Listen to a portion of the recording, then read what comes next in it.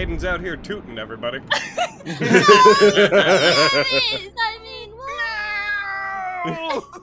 I'll just make my D&D character take the fall for all of my farts. For all of my tooting.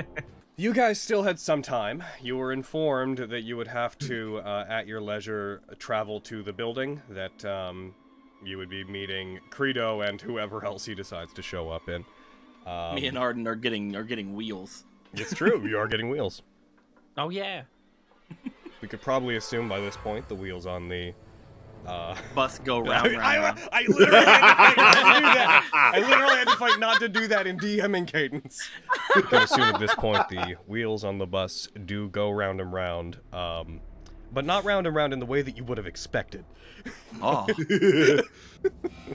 Oh, now that we have these all wrapped up and everything, we should go back to the car. Well, let's go and see if everyone else is ready. Aye. Sure. Oh, luckily they're right over there. Oh, hey, what up? Alright. I heard you talk about that whole thing. The camera frame just shifts slightly. Gino! What? Arm wrestle me. Fuck yeah, you're on. Do it! Don't strain yourself too much, you'll toot. Shut the fuck up, Niccolo! I'll kick your ass! Gino's a little tired of losing arm wrestles. He's putting a style point in. You know what? Fuck you. He walks. You know what? Fuck you. Gino walks up, and as he does, as he walks towards Theo, he slams his foot down on this knocked over table on the side, and the trauma on the ground causes it to fly into the air, much like the phone at the start of DMC3 just flips in the air, lands between the two of them, and he, without missing a beat, slams his arm down on it. I don't know, Gino. Yeah! Intense music begins to build in the background as both of you slam your elbows down on it. You look each other dramatically in the eye. A high contrast filter covers the screen, and then the moment your hands clasp together, we switch to a scene of Gino on the ground beside Theo. Why does this keep happening? I don't understand. Arden's like right behind Theo, just make a... She will slowly turn to look at him with the Why are you still on? Shut up! Gino's arm is just disconnected from his body, still in Theo's hand. Aiden is on a warpath today. Don't mess with Aiden. Aren't I always? No. Just gonna slow turn to Arden with just like single eyebrow raise. Theo! Arden! That's gross. You're gross. What? I'm gross. You're the one who farted. You're the one who made the fart sound with your face, dummy. What? Yeah. Gino, did I make the fart noise? I go to help Gino up. I don't understand. What is happening? Come on, Gino, up we go. Looking at his hands. Up we go, Gino. I need you to help me out. Friend, I need you to help me out. Well, oh, who stands up? See, Gino agrees. Uh-huh. Where's the car? I don't know, you're Mr. Car Guy now. Kind of. Yeah, you're a car guy. Moved on from your romance magazines. He did pretty good wrapping the chains around the tires, actually. It was actually very good. Oh, nice. So, plan, go in, oh no, we're surrendering? We hate those dang old nuts. Yup. Because they're just real mean to Stinky. demon folk. One last thing before we head out. He turns toward Fiona, Emmanuel, and Marielle. The three of you, if you do not want to do this, you can sit out and do the attack with them. Okay. Wait, but Arden's going. Arden, Gino, and I can handle this if we need to. They saw Gino earlier. They seem a lot more interested in him. If you think the three of us can take down Lucifer on our own? I don't think we can. That's what's probably going to have to happen. I just heard a bunch of things that I'm pretty sure I wasn't supposed to hear. I can't remember the specifics of what it was, but I remember it was not something appropriate for someone my age. Now get in the van. I have no point. Get in the Well, van. you heard him. You what? As long as the three of you are fine with it, then I thought I was coming anyway. that was the plan. Yes, I was just giving everyone the option if they wanted. But they are right. There's no way we can take on Lucifer without the three of you. Yeah, that'd be stupid. And, like, while I'm scared of those guys, not when I'm with all of you. And I mean, we can take them. The two of you and Gino, and honestly Arden, are going to be the ones most in danger from these people. And Emmanuel, you're going to have to not use that ring so out and readily. That's how I get my At least cat. for the, I know. We can wait until the time of surprise. It'll be so cool whenever it comes out and It's the already heat here. of the This is moment. it. Don't. It's in my hands. Okay, all right.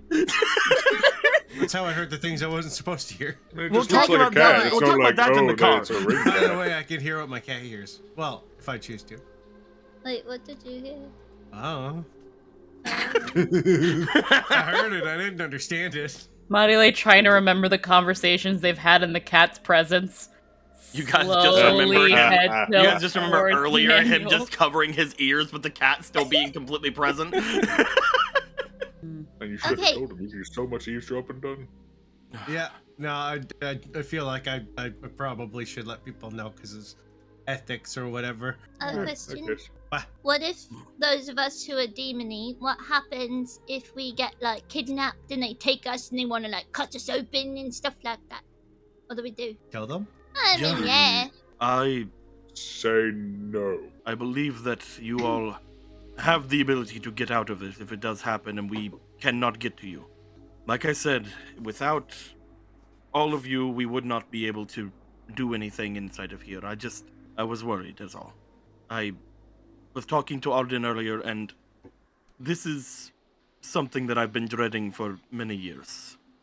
He's like eye over at Marile as he says that before like returning back to the neutral area of it. Just, if I felt that I was strong enough to go against these people on my own, we would not have had to hide as much as we have, and it is my fault for that. Either way, let us go, I guess. Alright, you guys head back out, assuming that when you changed the tires, you had brought the vehicle back near the building. Yeah. You head out. As you do, Marquette engages the system to open the front. The chains pull, gears turn, the scraping sound of metal against the floor of the area. Cold rushes in from outside. You guys head out and return Imagine to your how vehicle. fucking cold it would have been with Arden and Nicolo coming back without Mario. Yeah. They're just in a car blasting the heat, freezing their ass off. I chose not to address it. Icicles forming on their nose like within 5 minutes. As you guys go there, the building that you end up going to see, that you recognize the description of from Vamos as you approach it, is a 2-story building that appears to be in a industrial area. A lot of, as described many times, there's a lot of warehouses around here. There's a lot of storage facilities, car dealerships, that kind of thing. And yet not a lot of cars intact. Just as a note. For anyone who may Damn it, care about Vamos. such a thing. Before Damn you it, caught Vamos. yourself, I thought you were gonna say there was a lot of lesbians, and I was like, That's kind of what it sounded like. Yeah, okay, I'm glad I'm not the only one. I just wasn't I gonna had say to anything. say it. What part of that sounded like I was going to say that? No, I don't, because you caught yourself, and then you said what you said.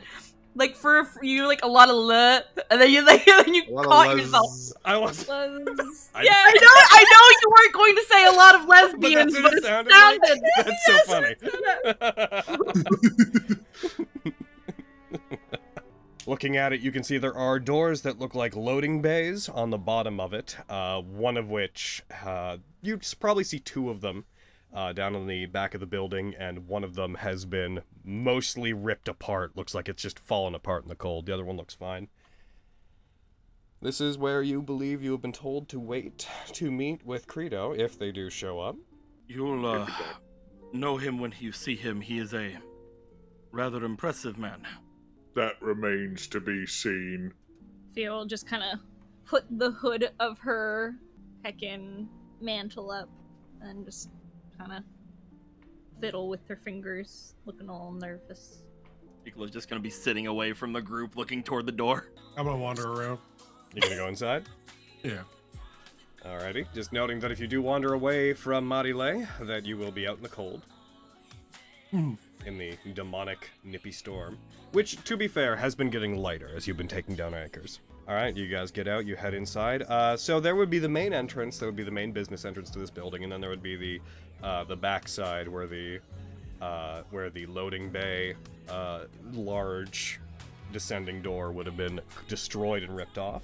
Is there a certain way you guys want to go in, and are you going in with any sort of purpose, or like sneakily, or brashly, or casually? There doesn't seem to be much of a reason to go in sneakily. However, with the door being ripped off, it is going to be a...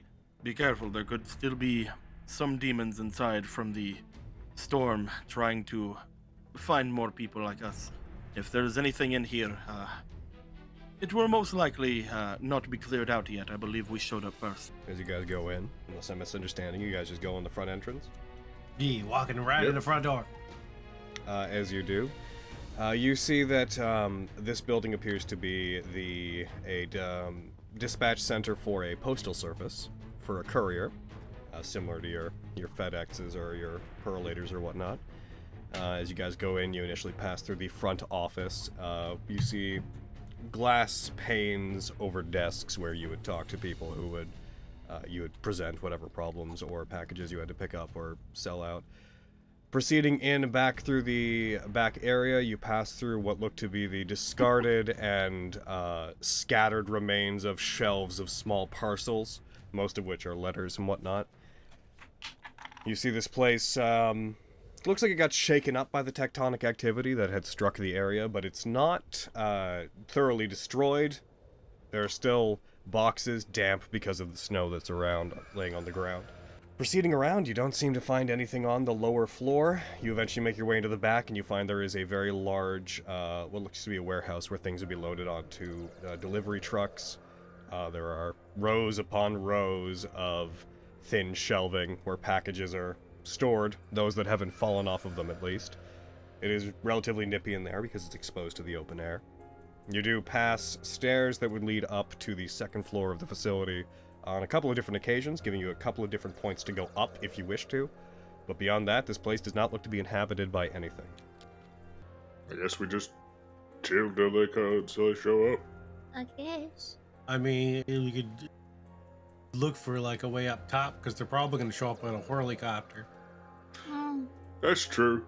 As you guys make your way up to the second floor, you see that both stairwells at both ends of the building connect to different ends of a long hallway. The upper floor seems to consist of a few offices and small buildings that just look like a regular old officious kind of workspace, all of which connect to a large central room that looks almost like a board meeting room. There's a long table running through the middle of it, several office chairs that are scattered about. There's a projector on the ceiling aimed towards what would probably be a screen on one end, except where there would be a screen, you just see ripped and torn paper hanging from the wall. Where you are, you do eventually when you search. Theo, you were looking. Theo, roll me investigation. Oakley dokely, my dude. -3, let's go. That's a 0! Oh.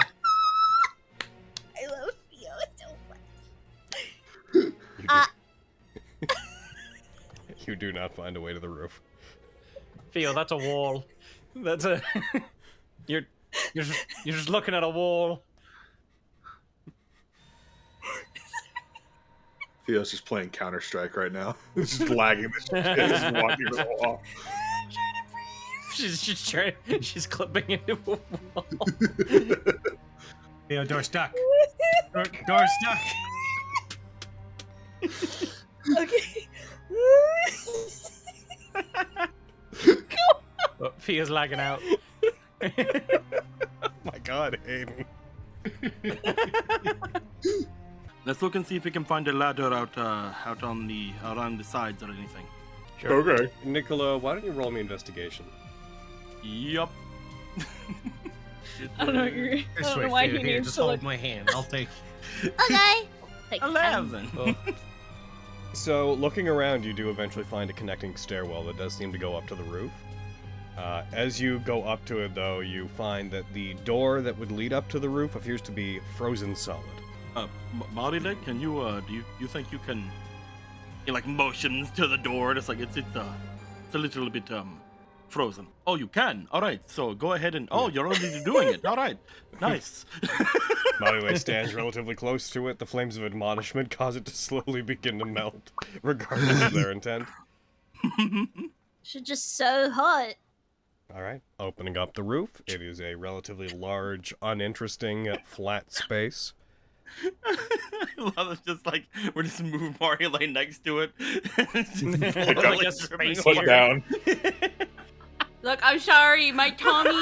Everything set off my tummy. I know the door is frozen. Thankfully, my phone has Twitch, so I can hear what's going on while I'm in the toilet. But the point is that I would like to help and melt the door. Okay. Yeah. I love you so much.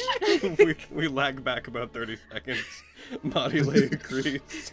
The door, just by being near it, the flames of admonishment warm the ice enough that you guys break open the door, revealing a relatively flat, uninteresting ceiling. Definitely large enough that something like a helicopter could land on it if it wanted to. It doesn't strike you as particularly intriguing. There we go. Did it. I guess now we wait. Make sure nothing gets in here, and is going to get in our way to get up through here, and hopefully they'll eventually make their way here.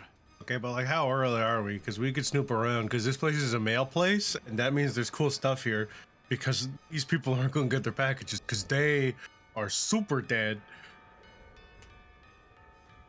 You wanna go look at stuff? Uh-huh. Let's go You look know, at stuff. I would tell you no, but honestly, go at it. It's not mail theft. The city's been destroyed. It's archaeology now. That's true, but yep. He's like, whatever you say to make it to where you don't feel bad about it, kid. Let's go. Yeah. Going. Snoop through some mail. Why don't both of you roll me investigation again? Woo! God. Can't wait till they find a box of corporate fidget spinners. How much Dr. Pepper Oh, do I you got think he'll 6. come back with Fuck this yeah, time? man. Probably like a case. At least a case. I'm thinking it's at least a case of Dr. Pepper. Oh, you have much What's better that? eyeballs. Case of Dr. Pepper branded fidget spinners that smell like Dr. Pepper. Oh, hell yeah. Sophia, as you look through mail, the most interesting thing that you find among the packages you open that has not been destroyed is you managed to locate a full pallet of ramen. About 24 packets of it. Oh my god, I had a dream about this once. Packets of what? Ramen. I had a dream. Ramen. Oh, I had a ramen, dream okay. that, like, a friend left, like, a whole pallet of ramen on a chair. Oh. Yeah, man. What flavor? Beef. Ramen flavor. Beef? I smell like beef. I ate a whole one of those once. Yeah. I did. It was all I had for like a month. I didn't want anything else. Like the whole, like, box of it. Yeah. I just like every time I wanted food, I would just make more, and then by the end of the month, I didn't want that again for a couple of years. I'm just imagining that, like, I'm watching Emmanuel going through things, like, in the back of his mind, like, hoping he doesn't find, like, kitchen knives or something, and then he just stops and goes, no, that would be the least dangerous thing he would own if he found that. Never mind. Wow. I don't care anymore. He just still watches him, though. Emmanuel, you find several packages that look like they come from the same place, relatively long in these relatively long boxes that, as you unpack them, you find that there is at least 6 or 7 of the same tower fan being delivered from this place to places, reminding you that it is in fact July, and it should be very hot out, and it's not. These packages blow. Ooh! You didn't find any of the Nintendo blows or whatever? Are you saying you're not the fan? How ancient are you? Woo! Na-na-na-na-na-na. He's a fan. What do you even do in your spare time? Think about fishing? I could go. Nintendo? I could go fishing. I could go fishing if you want to go fishing. Grandmas who say it better than you. Listen, I don't know that it's a cultural differences probably. Oh no, you found my OnlyFans.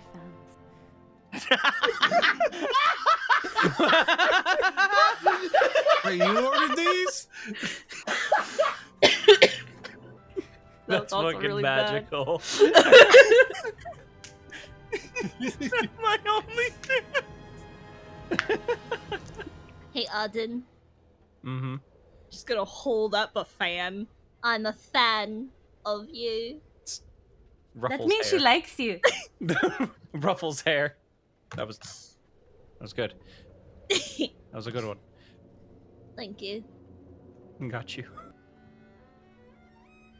Oh, Not over this.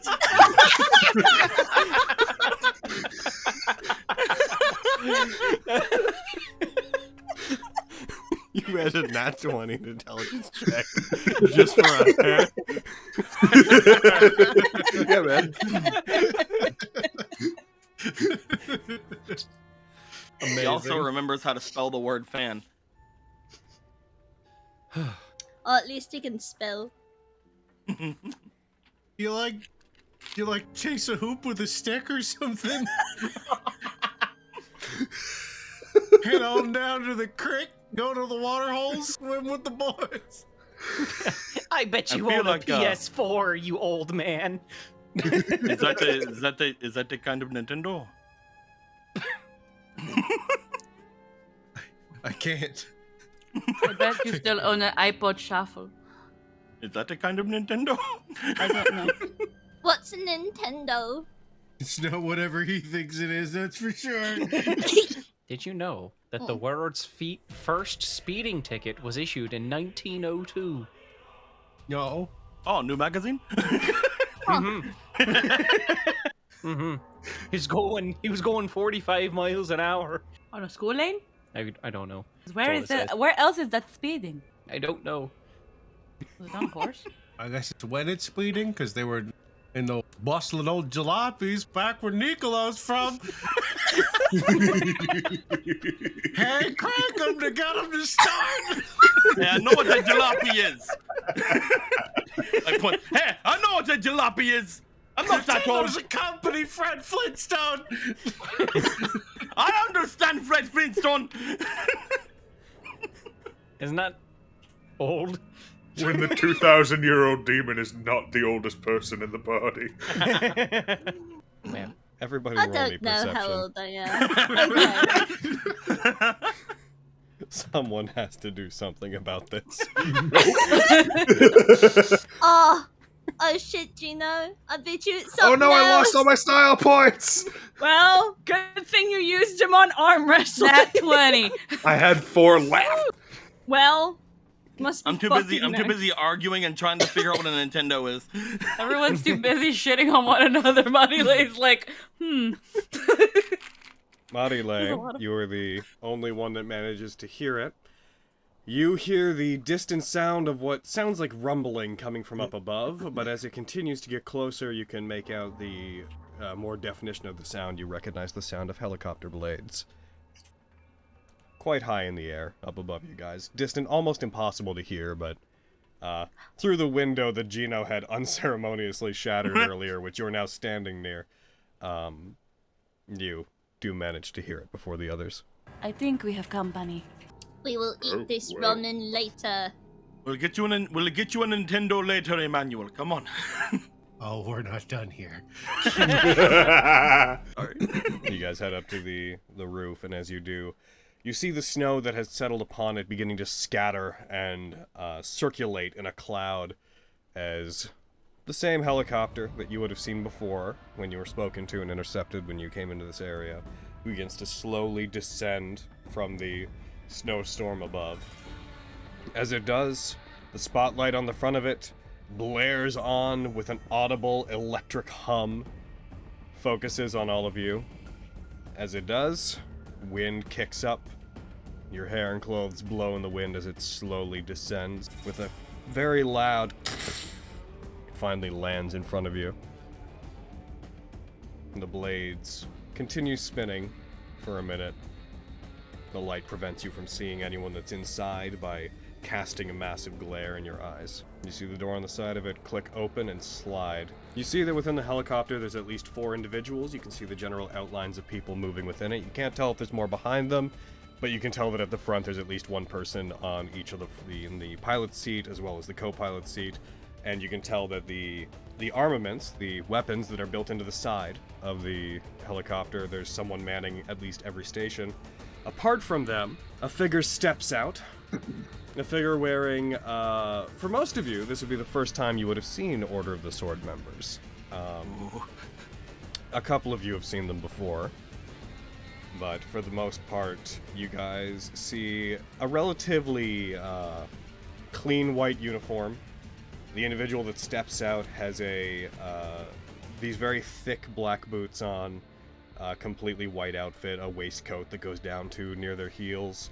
Silver buttons dot up the front of the white coat that they're wearing, that as you look at it and they come into focus, you can see there is red and silver trimming that paint all sorts of different designs on the cuffs and around the collar. This particular individual, unlike the ones that you can vaguely make out inside the helicopter, they are wearing what look to be these 2 silver, gray, and gold shoulder pads that are securing a silver and blue mantle around their shoulders that wildly flutters in the wind as the helicopter blades finally start coming to begin to slow down and settle. Their hair looks to be a very dark brown, not short, but not terribly long. It's all slicked back towards the back except for a pointed goatee in the front that is pointing forward. The individual appears to be a man, maybe late 20s, early 30s, as best that you can tell when they come into focus. A very intense look on their face, a relatively large silver and gold sword at the side of their body. Nicolo, you would recognize the design of the sword to be the design that they call Durandal swords. You know, that the weaponry the Order uses is all named after famous weaponry from history. As they step out, you see... Ooh. As he does come out, I will be saluting upon him coming out. One foot comes out first, steps down upon the ground as the other remains on the iron bars on the side of the helicopter's landing gear. One of their arms still holds onto a bar on the inside of the door as they look to you, as the sound of the helicopter comes to a soft stop. As their eyes intelligently and relatively quickly scan the lot of you. You do recognize, obviously, the name gives it away, but just for the clarity of everybody here, you do recognize this individual to be Supreme General Credo. There is a General. There is not a silence that hangs over the area. He'll just say General as he's saluting. I guess that clears up which one you are, then. Haven't seen you in quite some time. I can't say I recognize you. Operative, Nicolo, Bernardito, sir. Are you the ones who are abandoning the Knights of Ulyssia? Yeah, fuck 'em. You got it. There's a kid with you. Yes, it's one of the main reasons I wanted to urge them to come forward, sir. They are way too young to be involved in all of this. And I have a cat. He does. Their expression softens. Not entirely, but somewhat. Almost as if there's a mote of, I don't know what to do with the fact that there's a child here. He bangs his hand on the helicopter and then closes the door behind him. Well, if we're gonna take you back, I'd like to have a word with you first. I'd like not to talk out here in the cold, if that's okay. We have secured this place below, if you'd like to come with us. He puts his hand out in a lead-the-way gesture. Turn to make his way down toward the stairway. Okay. Where are you taking him? Down toward the, like, to the best area for all of us to be standing. Of course, not just standing in the stairway, but not near the broken window either. No? The best place for a meeting in the building would be what was like a boardroom style room, the central part of the second floor. But it's up to you where you take him. That'd be good, that'd be good. Okay. You take him down. As you do, he steps into the main room. You see him patting off the little bit of snow that he got on his clothes as he gets inside. First things first, you're demons. Some of you are anyways. How'd you survive? And how'd you find yourself in this situation? Who wants to go first? We have all made our way together throughout this place, sir. We were able to survive mostly due to our shared abilities and readiness to fight against the demons of this place. Whenever an associate of mine had returned and told me that he saw all of you, he specifically had mentioned your name. And I tried to remember, because I don't have access to our records right now, but I tried to remember, among those of the old guard, who could possibly still be alive? And you say your name is Nicolo. Yes, sir. You just alive? Old guard? Alive, sir. You see him register the question, intentionally makes the decision to avoid answering it, walks past anyone that he has to walk to the far end of the table in the room you're in, puts his hand on the back of a chair, turns towards all of you. His eyes slowly drift and they settle upon Marile. Which means, based on what I remember, because we didn't have all that many deserters, I'm guessing you're the one that he was after whenever he disappeared. Or is my memory failing me? There's just a look. Look to the left. Look to the right. Oh, me. I mean, would you kill me? Look at my face. This is Marile, sir. That is, you're correct. There's an explanation, of course, but it doesn't seem relevant to the current situation. Not in front of the child. She pulls Manny. She just grabs Manny. Fact of the matter is, if you'd kicked up a fuss of any kind, then we would have been aware of where you went. Which means that whenever you deserted and you took this one with you, you've been laying low, haven't you? Yes, sir. As far as I'm concerned, my duty ends if somebody like you isn't causing any trouble, so you can breathe easy. I have no intention of trying to follow up on Nicolo's previous orders. Of course, sir. Thank you, sir. Besides, he slaps the chair, causing it to spin. The situation we're in, we can't exactly be trying to fight unnecessary battles now, can we? It's true, it kind of sucks here. It does. Child. Yeah. Explain why you have a kid. A kid with a gun! Yeah, explain why you have a kid with a gun. So, sir, one of the main reasons we have alienated ourselves from the Knights of Ulyssia is because I found this child, and he was a part of them, a part of their whole core group, and they have treated him rather strangely throughout everything that I have seen. It is concerning, the things that they have had him do and had him get used to, including the day I met him, he had this gun. I did not give him the gun, he had the gun originally. But if it were not for Emmanuel and the things he can do, we would not be here today, sir. They made him pledge allegiance as if he was one of the knights. And they can't have that. And they wanted a baby. They also, apparently, looks over to Emmanuel, apparently threatened to cut off his hand at several occasions. It was discussed. His eyebrows raised, concerned. Emmanuel here is very special. He is, someone who has been chosen by a certain, item, and they had mostly wanted him, I believe, for that, and tried to show many different ways of getting it from him, including dismembering him, sir. And I cannot agree with something like that. And he has saved me several times over throughout all of our adventures. He's extremely strong, more so than his years would show. And he... And he's my baby. And I'm a witch! he has shown a lot of magical potential, yes, sir. And Marile has taken quite a liking to him, as have I. And now you want to throw your hat in with us again. Oh, you can't have my hat. Whenever I saw everyone before in the helicopter, we were attacked almost immediately after. by a large demon looking as if they were a dinosaur, sir. And the Knights of Ulyssia, they do not seem any way capable of helping us throughout this situation. You are the obvious choice, sir.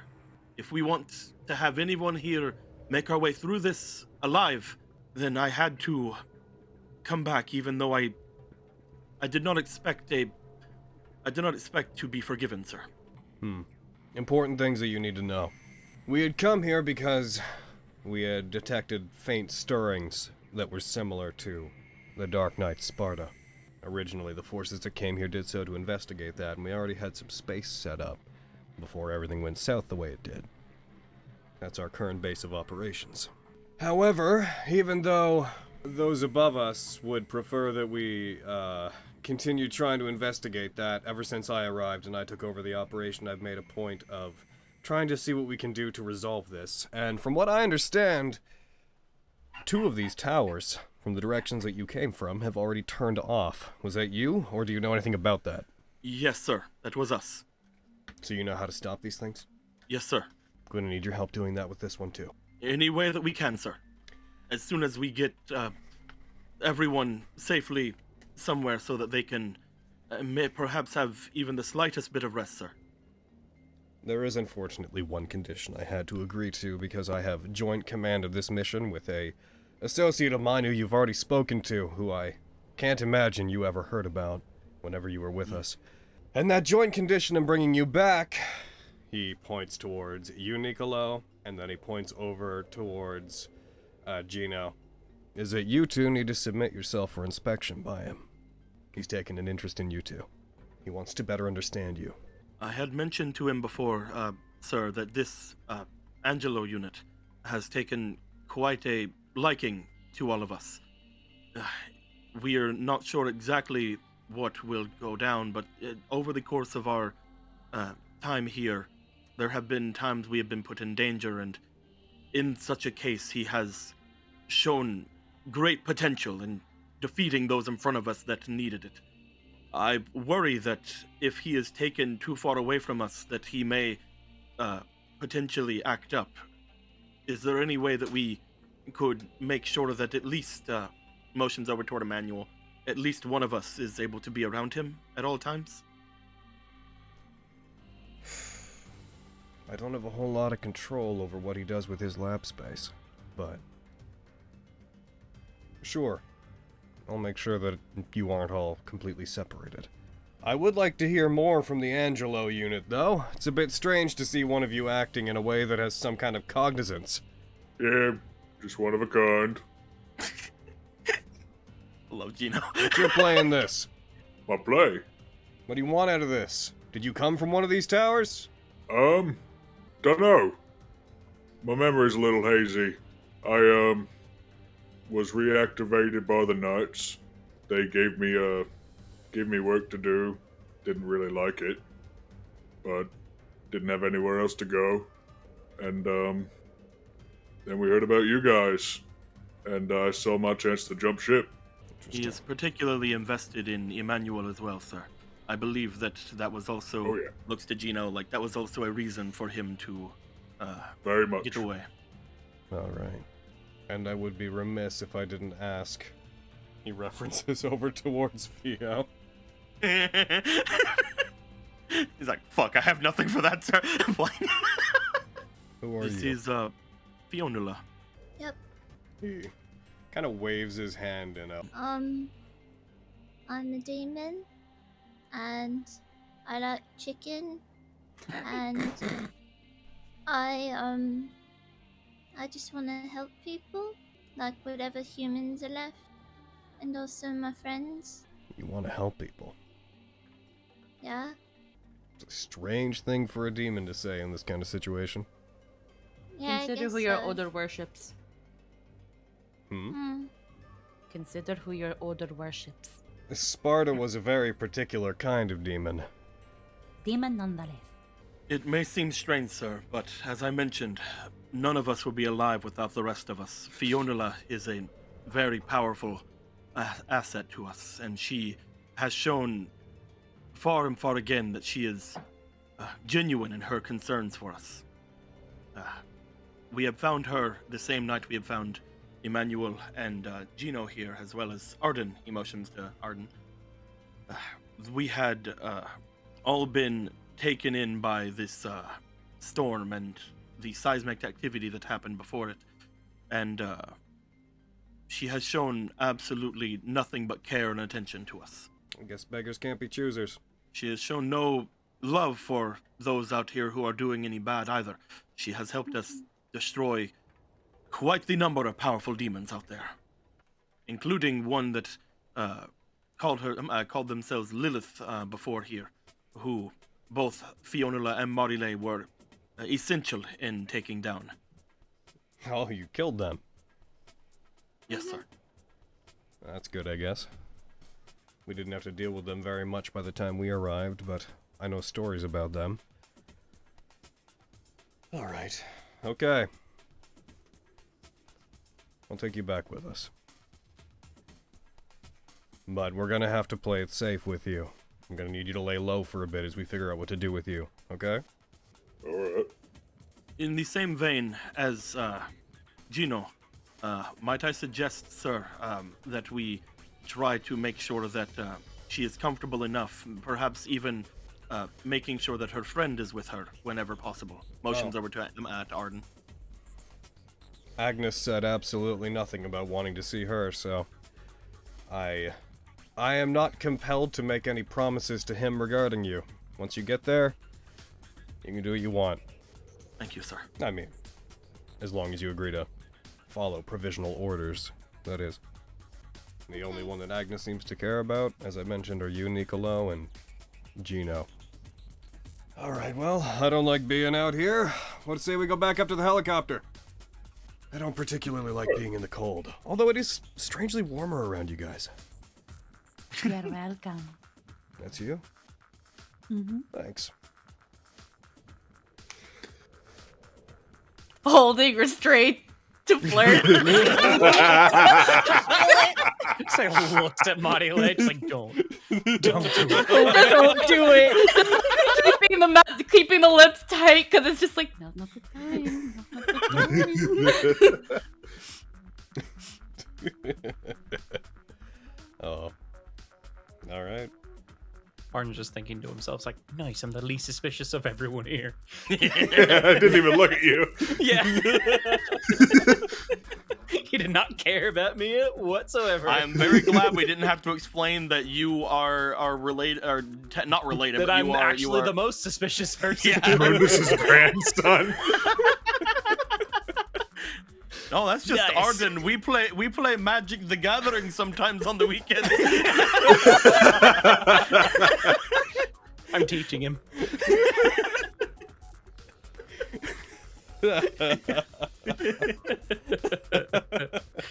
want to see how warm I can get. Damn it!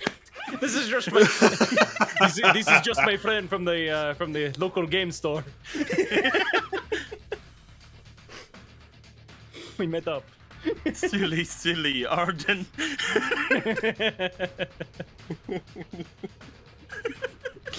Just mentally slaps herself. Damn it, Marile. Why did you say that?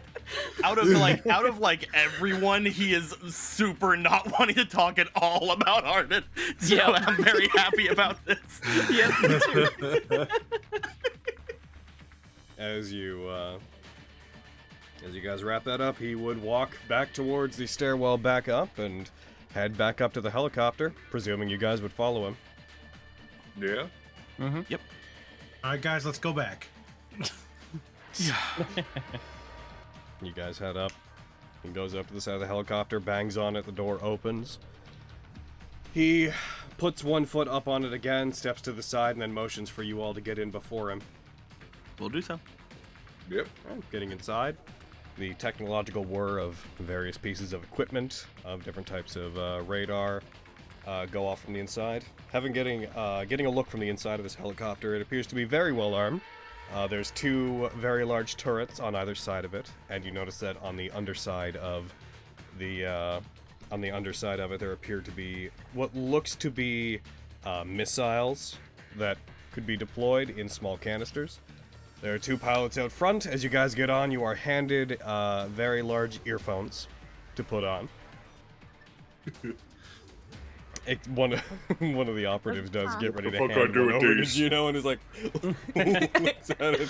I was gonna say that as they were heading into the helicopter, she was gonna pass Credo a wink. Okay.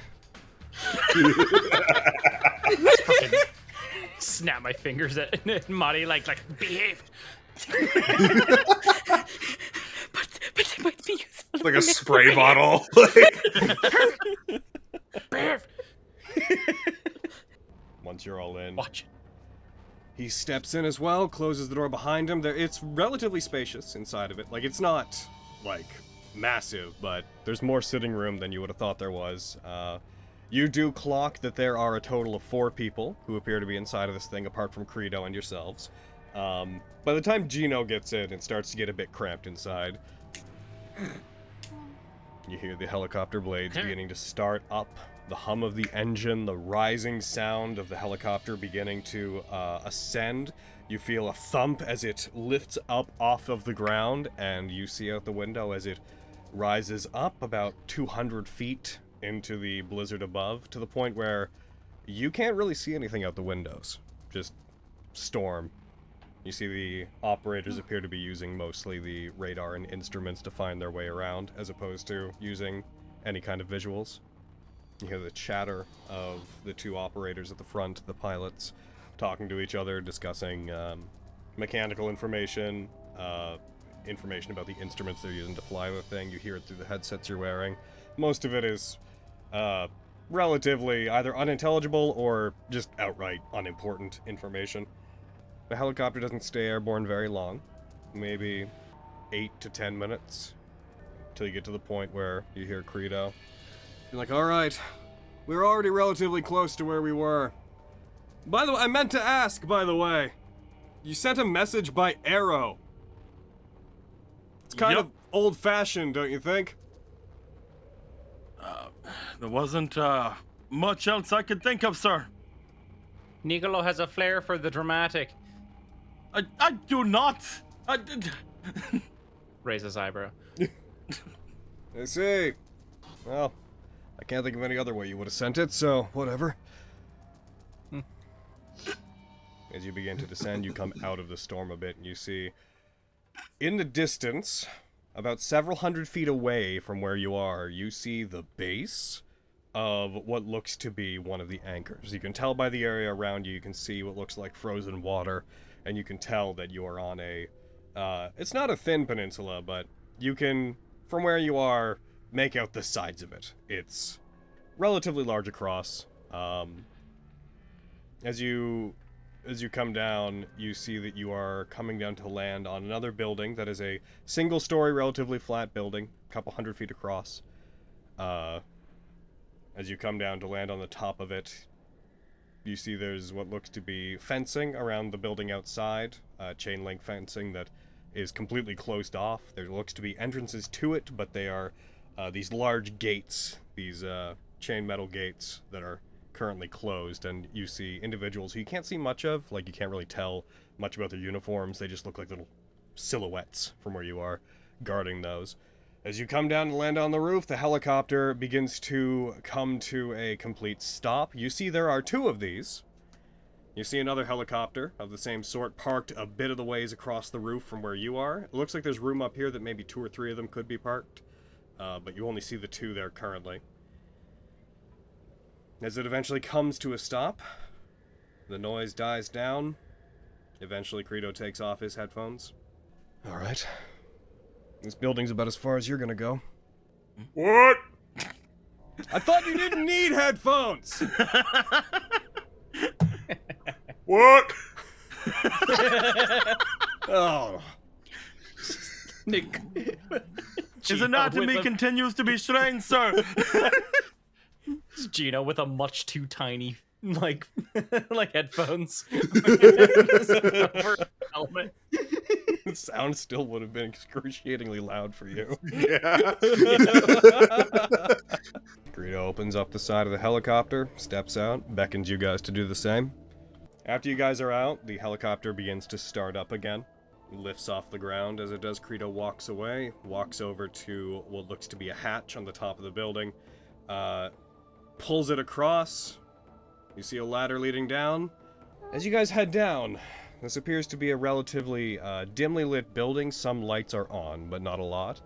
As you go down, the ceilings in this place are relatively high. They're about 40 feet high. It looks to have been a warehouse that was repurposed. Like I said, there are lights on in this place, but they're relatively scattered about, giving these 10, 20-foot stretches of darkness between sources of light.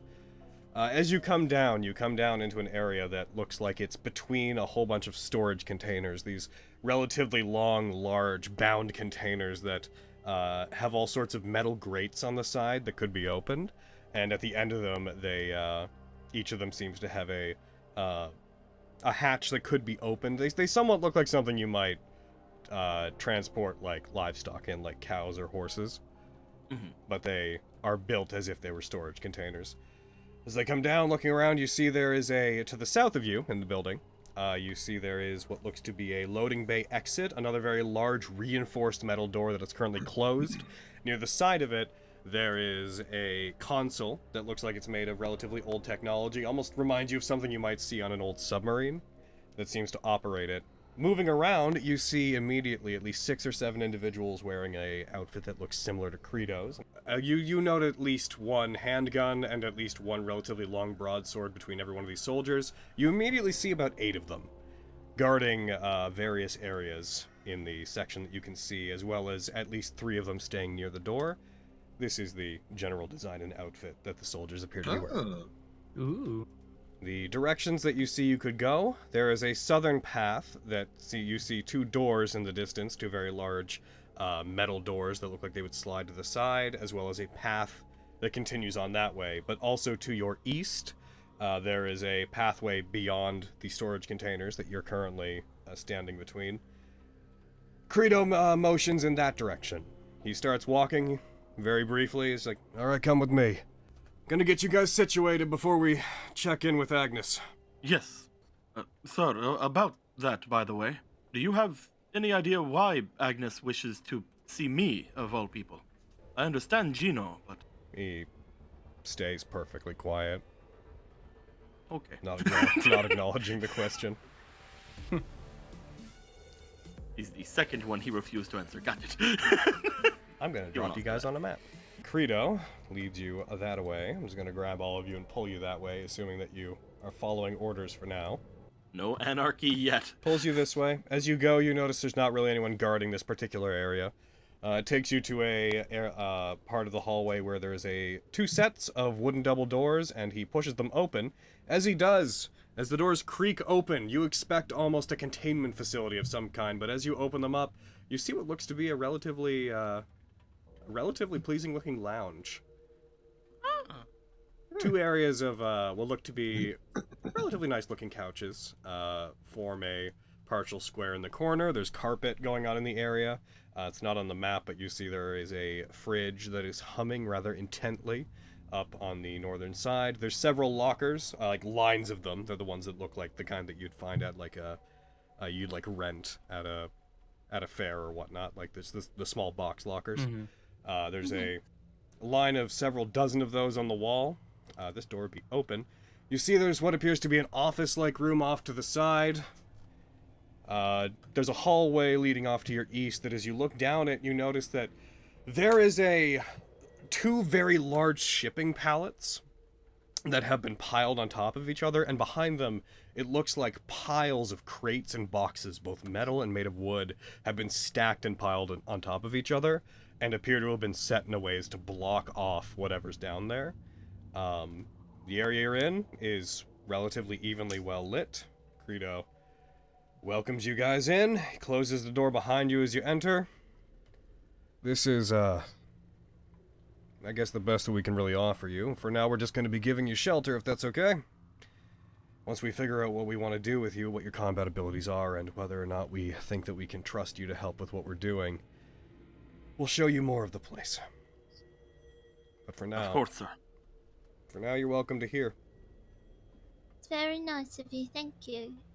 We want to help anybody survive this. This whole event is a massive tragedy. I know several of you are with the Order of the Sword, and they probably demonized us in your eyes, but...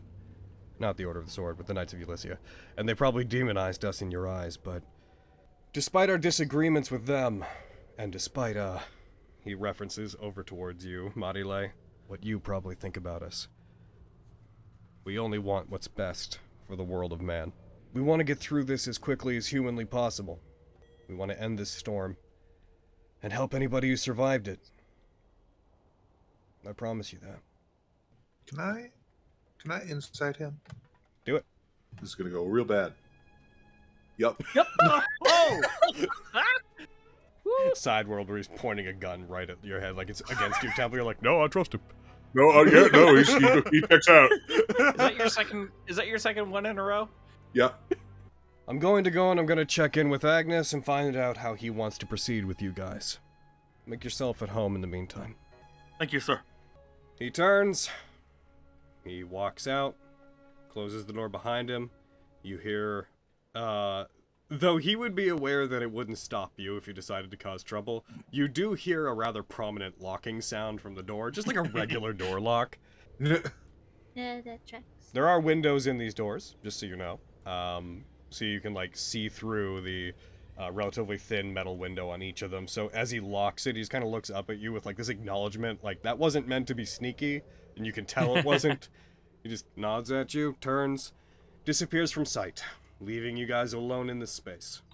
What's this? As he leaves, you guys hear the soft hum of what sounds like some kind of internal heating, and you notice that even apart from Marile, this place is relatively nice. I heard That was watch harder than this I from thought. Aaron, so I'm worried. No. What's Oh, okay. this? Oh, I thought you said watch this. You never want to hear "watch this" from Emmanuel. You guys want to see me run on the wall? That was harder than I Something. thought. I'm gonna stuff him in one of the fucking lockers. What was harder than you thought? He's very good looking. Oh my Yeah? good. General Credo is a very impressive man. Hello there. I had like his... so many lines prepared, so just ready to go. Just had to hold them back. Yeah, God, what's see. this? What's what? Oh, those appear to be just tiny little containers. You can't immediately tell what they are. They're about the size of a cooler each. Emmanuel walks over to them. You see that they're kind of latched with the same sort of I don't know why I'm having trouble describing this. They close in the same way a treasure chest does. They have a lid that's hinged on one side. There we They go. have a latch? They have a latch. There you go. I still got COVID brain. Leave me alone. Hey, I'm doing my best. They're latched with latches. a Nintendo. I don't think that is. That is not a Nintendo. I do not think it looks as if it is a storage container of some sort. I'm gonna kill you.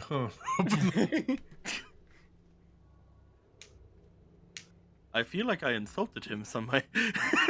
No. Switch up your attitude, You or insult- we are gonna have a problem. Why are you enunciating weird words? The last thing you're gonna hear is Wii U, Wii U, Wii U. What?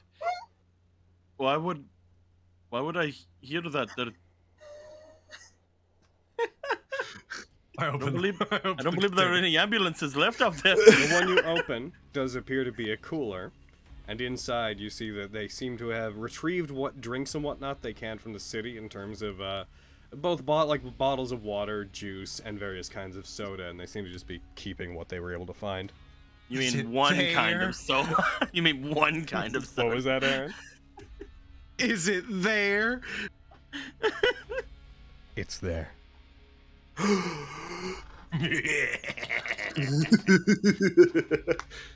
Oh, he found more.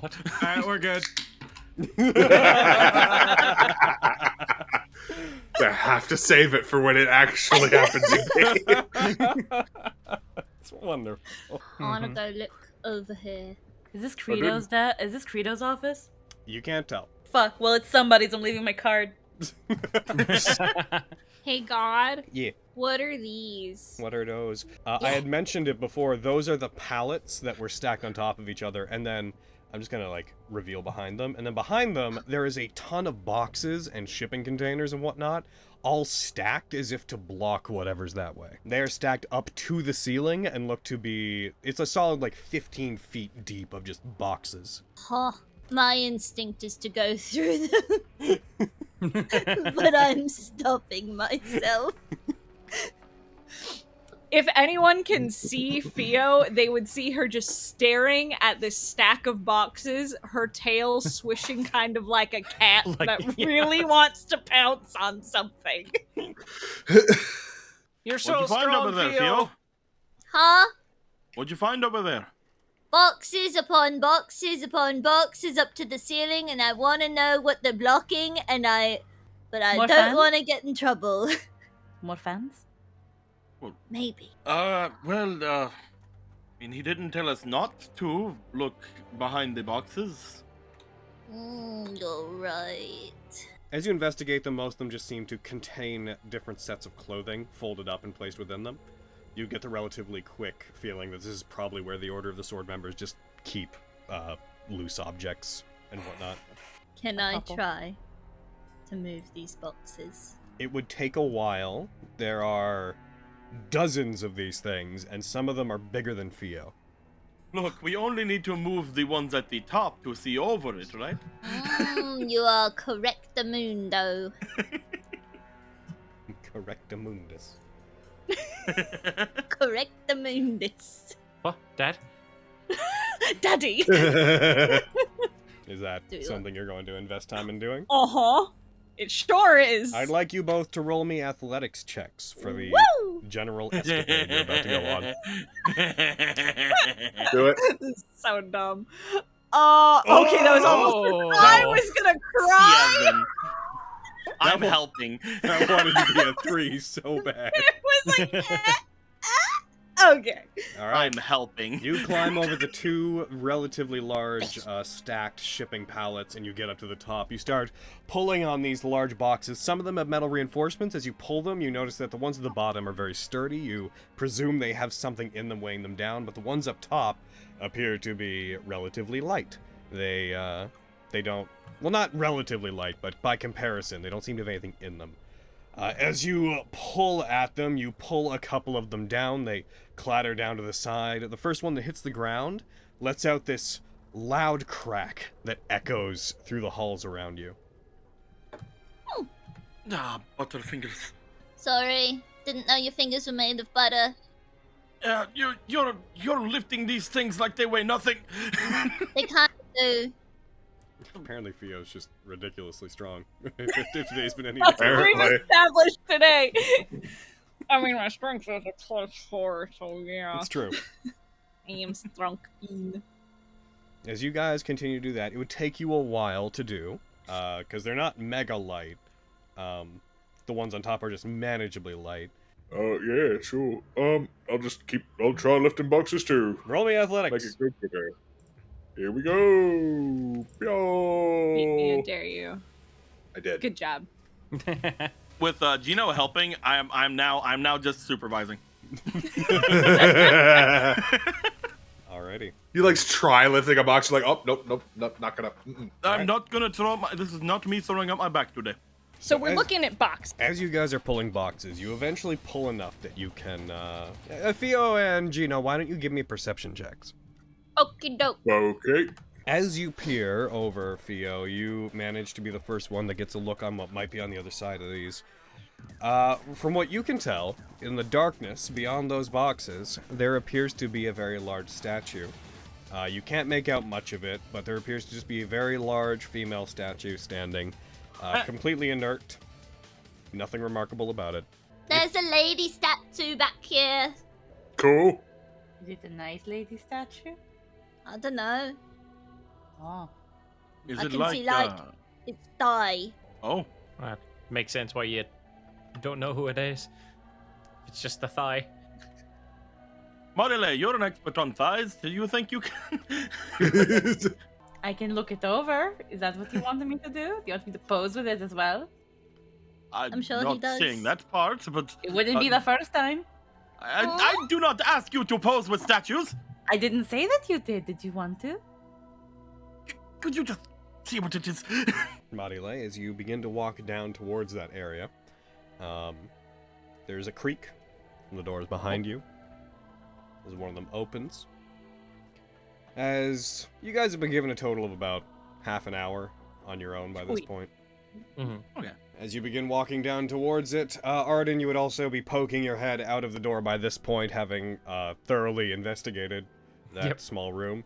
As you see Credo, once again, unlocking the door, opening it, looking down towards the couple of you that are down at the end messing with the boxes.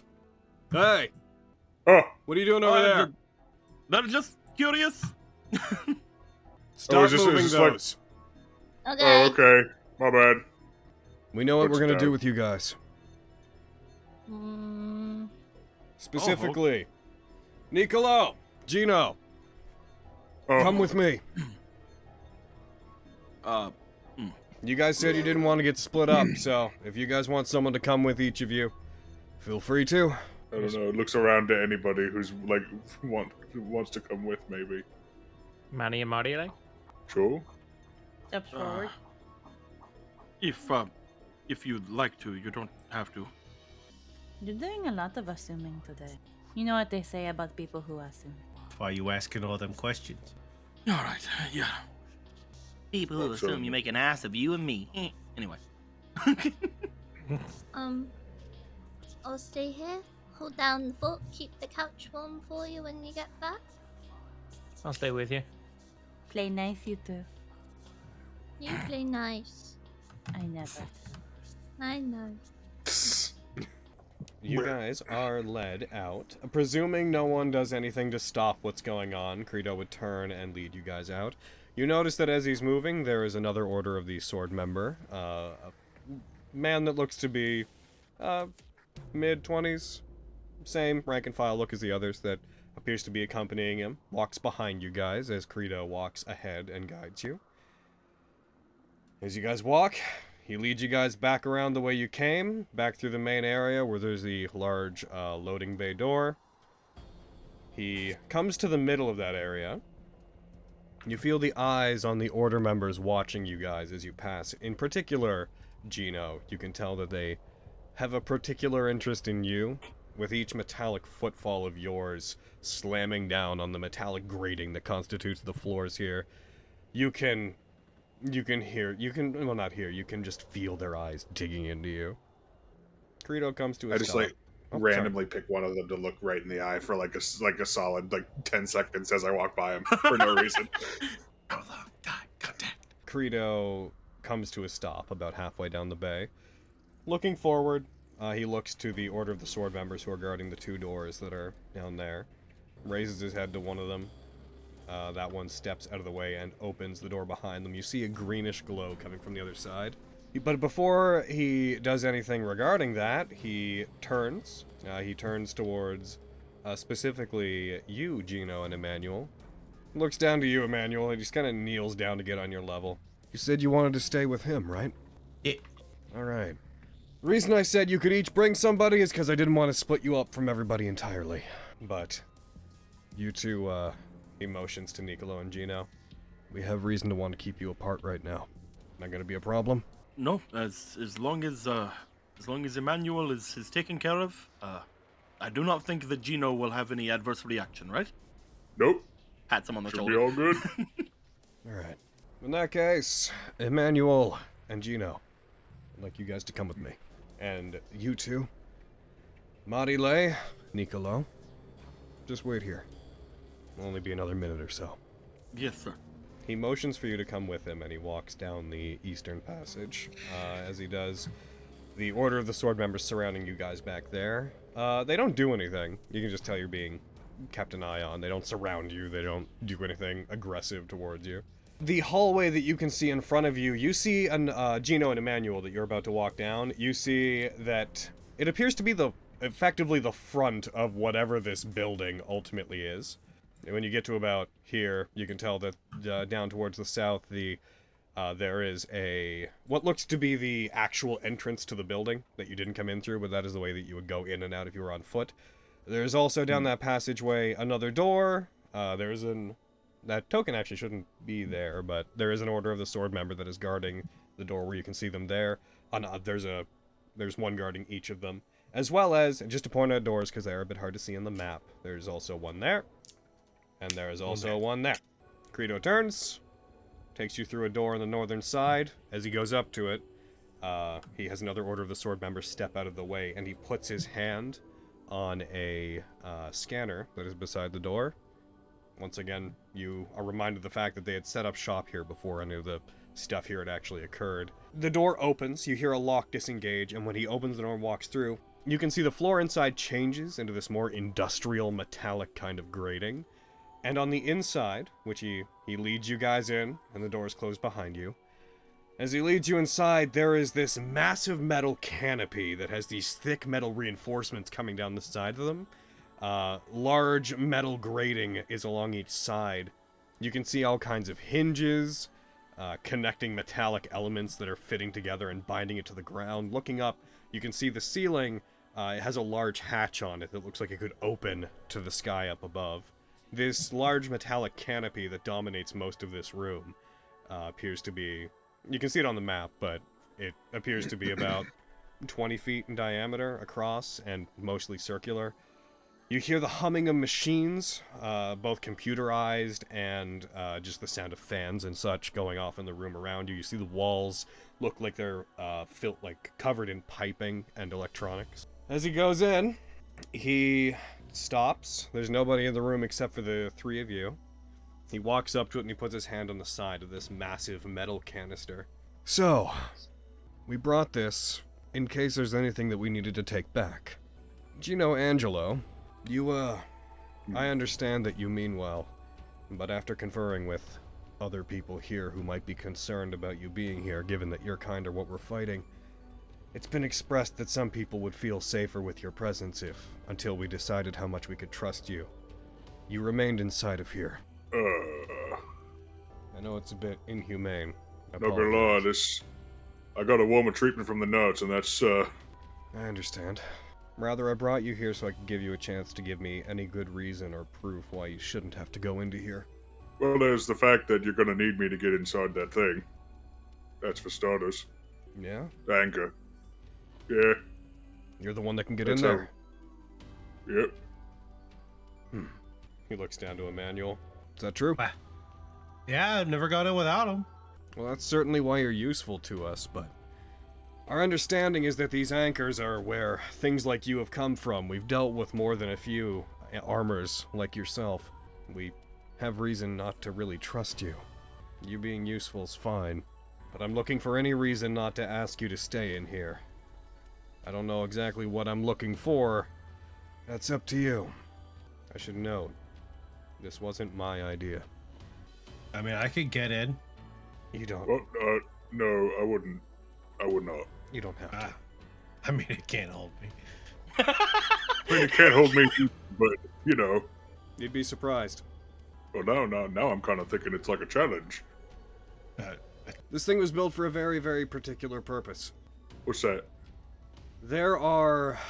I don't know what you know about our organization, but the main people that we're interested in are those that are related to Sparta. And of the two individuals who we might see fit to try to contain, one, historically, has a means to pop in and out of wherever they want to be with relative ease, because of an armament they have. This thing was built so that demonic powers can't allow a person to gate in or out of it, specifically so that if we had to contain them, we could. How long do you plan to keep me in there, if I were to do so?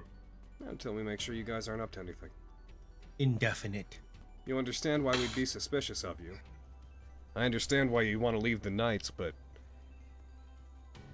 it's pretty convenient. Yeah. He just, looks at the thing for a few moments. Well, I mean, you're gonna have to let me out eventually, so I suppose for the time being... He looks to Emmanuel. I think it's kind of dumb. I don't know how to convince you that it's like a bad idea. I'm looking. I'm like, I don't want to hurt anybody, but you probably won't believe me when I say that, will you? Roll a persuasion check. I was going to ask you to stay in here just as long as it took for Agnes to finish up what he's doing, and then once he's convinced that you're all not here to pose any major threat to us, I was going to make a case for letting you out. He's not gonna like dissect Niccolo or anything, right? Because like I'm mad at him for not knowing what a Nintendo is, but I want him to live. No, I don't think so. I think that he has a vested interest in keeping Niccolo alive, actually. Oh, okay. It's good. I tell you what. For reasons, nobody's allowed to come in here, and the room is also sealed off. He like looks toward the door as if worried that somebody might be listening, then back to you. Let's say you just stay in here. We don't have to put you in this thing, but stay in this room until it's over. I'll tell people you're inside. I suppose that's better. Credo's such a cool guy. Is there secrets in here? Is that why people aren't allowed in here? No, it's pretty boring. Ah. Alright, cool. You'll be locked in still. Well, alright. It's better. Yep. Okay, if you leave us in here long enough, we're gonna go all Shawshank Redemption. I don't know which what that I have means. seen. I don't think I was there for that one. I would conveniently forget parts of this movie. Does Credo know Shawshank Redemption? He doesn't seem to have any major reaction to the reference. Good, he won't expect it. Alright, if you guys could just go ahead and run around the corner. Keep yourself hidden while I leave, so if anyone looks in, they don't see you. Then. Okay. Cool. Can my cat, like, walk around? No. I don't trust your cat. She's so cute. Look at his face. Guys walk around the corner, you see that there is a long, mostly dark metal hallway that just ends abruptly in a dead end. Doesn't seem to be anything really down there of note. Stupid hallway, no secrets. What kind of hallway doesn't have secrets? He turns, and he puts his hand on another scanner. Door unlocks. He walks out, closes behind him. You hear the sound of an airlock, effectively, going off behind him, leaving you guys alone in the mostly, the central area where the large containment unit is lit, but the hallway is not. I check under the wooden pallets. They seem to have just been wooden pallets that were shoved off to the side. Shit. Marile and Niccolo. You Oh see... God, the music. You see him return back to where you are. The other two not in tow. He comes over to you guys, stops, turns toward you relatively nonchalantly. Okay, they've been seen to. You guys ready? I'm gonna take you to meet Agnes. Of course, sir. I should let you know, Niccolo. Most people within the Order are not privy to knowing that Agnes is a member of our organization. He's been seen around, but we have strict orders to keep him secret. He's in charge of several projects that common soldiers are not allowed to know about. Everybody here is sworn to secrecy. I need the two of you to also do the same. There will be no talk of him outside of those present here, sir. He leads you down the path that had been opened before. As you step in, you see the floor is a metallic grate. It's like a mesh. You can see it. There's about 2 feet of blank space underneath it. As you walk in, the first thing that you notice is there are lines of large tubes filled with a slightly luminescent green liquid inside of them that go from the ceiling down to the floor. And inside of each one of them, there's about 14 of these pods, and you see floating inside each of them, there appears to be the inert body of one of the Tundra Hellites, one of the emaciated-looking demons that you've dealt with several times. Just suspended, bubbles coming up from underneath them. They appear to be completely inert. The glow that you're used to coming from the cracks in their skin and their eyes is not present. These are, well, you probably have encountered them out there, yeah? There's samples that Credo wants to... I'm Credo, that Agnes wants to bring back. It's true, sir, you are. Shut up, that didn't actually happen. Why is this necessary, sir? Our order has long studied demon kind in a manner much deeper than you probably suspect. The methods that we use to hunt them and keep the world of man safe are derived from our knowledge of them. And the higher-ups, such as Lord Sanctus, Agnes, are interested in understanding exactly what separates us from demons. He seems to look at these with a kind of morose look on his face, but not one of revolt, just one of dissonance, as if he's repeating words he's heard before, but not ones that he fully believes in. As he does, he turns over towards Marile. People like you get to walk in both worlds, which is concerning for us. But I suppose you're the kind of link that we're researching. Hybrids. That's what Agnes is interested in, anyways. People like you. People like the children of Sparta. If that was the case, sir, how come I was sent to kill Marile? Because studying you does not require you to remain alive, and there would have been retrieval that would have happened afterwards. From the position that you were in, you didn't need to know what was going to happen in the aftermath. I see. That research has been suspended for quite some time, though. Like, sighs actually, like a bit of relief going across his face. My understanding of the events that we are trying to work towards, we've realized that we don't need just any half-breed. We need ones of specific blood. So we've mostly given up the search that would have led us to people like you, Marile. Which is why I'm not going to try to press for the order to keep hunting you. What a relief. Luck was on my side that day. Looks at Niccolo. It's not like I didn't walk out with absolutely nothing. I benefited in a way or another. The reason why Agnes is so excited to see you, Niccolo, is you might represent a certain branch of our research that we thought had died out. How so, sir? Until he tells you about it, I'm not entirely authorized to expand on that thought. What? I do not understand, though. You were the one who sent me on all of my missions and was the one who was over me, were you not, sir? I was. You were part of an experiment you weren't aware of. I knew about it, but back then it was on a need-to-know basis. I only knew as much as I had to. I believe Agnes intends to inform you of the rest. He turns, starts walking. You note the pathway in this room seems to go around and circles a central room. There's like a hallway surrounding a central rectangular room that he leads you to. Going up to it, he pushes open the doors. A sickly green light escapes from inside of it.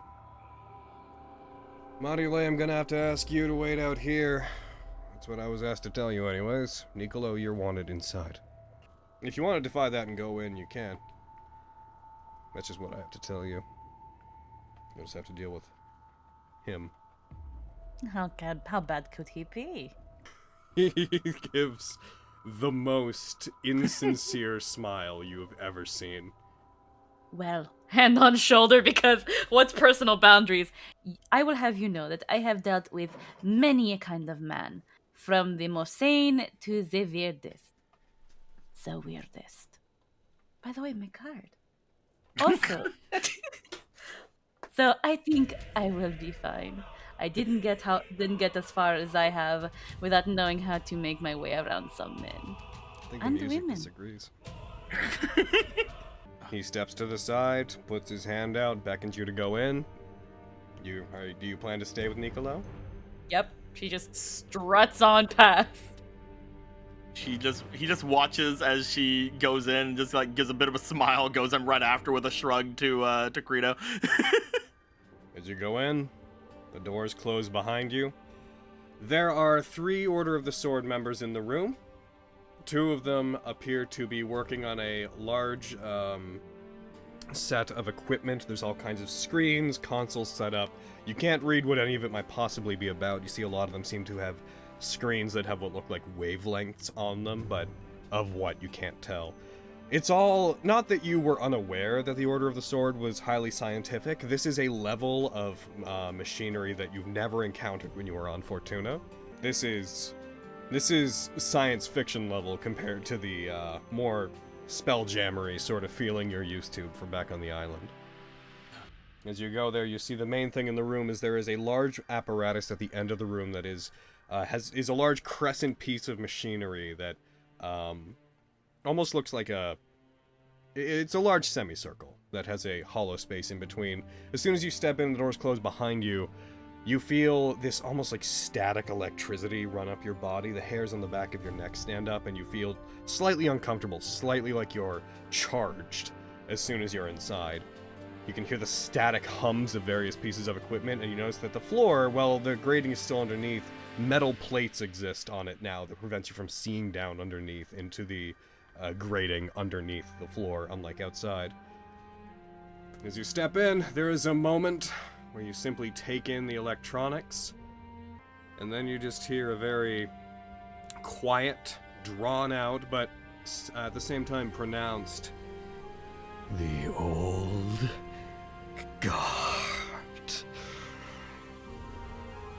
We meet again." As you see one of the Order of the Sword members, who had been sitting in a chair, their head seemingly buried in a console, slowly roll back in the office chair that they're in.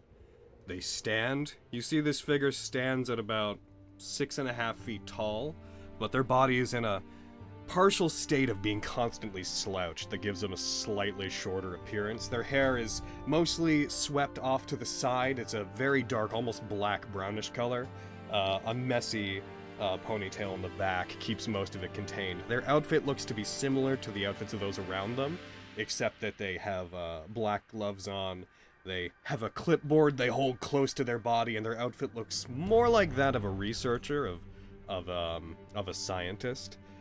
As they stand, their oddly large frame sets them apart from the others, and as they turn to you, you see they have this singular monocle that is run up to one of their eyes. For being a researcher, fairly heavy, brawny-looking frame. As you see, skull notwithstanding, this individual turn as if skulking towards you. Nicolo. Agnes, sir, I presume. You know my name. You had, Of course you would have been introduced to it when you were out there. I shouldn't be surprised. Welcome. He walks very slowly towards you. And who is this that's with you? This is, Marile. This is Marile. At a glance, it's so evident what you are. I don't believe I saw you last time. When I saw you from above, I only saw the armor. And you... It's good to make your acquaintance in person. His movement becomes somewhat more sudden as he shuffles towards you and puts a hand out. At first it seems to be out towards you, Nicolo, but then you can see that his hand is contorted at a weird angle. He seems to have put a hand out to shake Marile's hand in particular. It is an honor to meet one like you. Likewise, magnificent scientist. Senor Agnes? Shakes his hand. I am an old acquaintance of Nicolo's, though he may not remember. He turns to you, Nicolo. His movements keep deviating between being very sudden and then very slow and controlled, as if these minor fits of energy come over him. Do you remember? There was a slight, remembrance whenever I first talked to you before, sir. But I do not remember much. We would have done our best to remove your memories of the operations that we were forced to do. But back in Fortuna, I have a lab. Not different than this. As he turns, he puts his hand out, but much bigger. much more impressive, where I try to elevate you to be like her. Excuse me? To infuse demonic energy into humans and bridge the gap. But it failed! He suddenly turns. And all of those that we tried, all those we sent out to be exposed to demonic energy, to try to hasten their evolution, he puts a hand up and makes a motion as if crushing something in the air. Burned out. We thought they had all died. But I had never thought that the one who got away, you would not have been snuffed out. Tell me, Nicolo, what is it like to have demonic blood running through your human veins? How does it feel? You see him take a pencil, flips one of the pages on his clipboard as if about to take notes. Please, tell me everything. Sir, are you sure there is not some kind of mistake? I do not feel different at all. I believe, especially with everything happening right now, I just feel human. You see his upper lip curls back, sneers when you say human. You are more than that. You are more than human. What do you mean you don't feel different?